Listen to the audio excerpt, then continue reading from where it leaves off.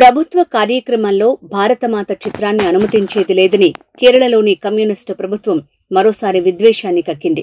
అలాంటి చిత్రానికి భారత ప్రభుత్వం ద్వారా గాని, రాజ్యాంగం ద్వారా గాని ఏ విధమైన గుర్తింపు లేదని వితండవాదం చేసింది.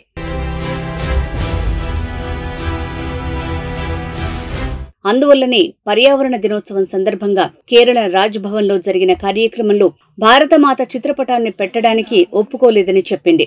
రాజ్భవన్లో నిర్వహించిన కార్యక్రమంలో భారతమాత చిత్రం పెట్టినందుకు నిరసిస్తూ ఆ రాష్ట్ర వ్యవసాయ మంత్రి పి. ప్రసాద్ ఆ కార్యక్రమాన్ని బహిష్కరించి దేశ వ్యతిరేక ధోరణిని చాటుకున్నారు.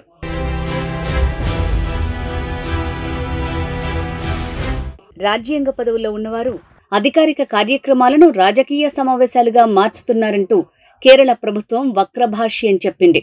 రాజ్భవన్ కార్యక్రమంలో ఉపయోగించిన భారతమాత చేతిలో కాషాయ పతాకం ఉందంటూ తన పెడ ఆలోచనను సమర్థించుకుంది.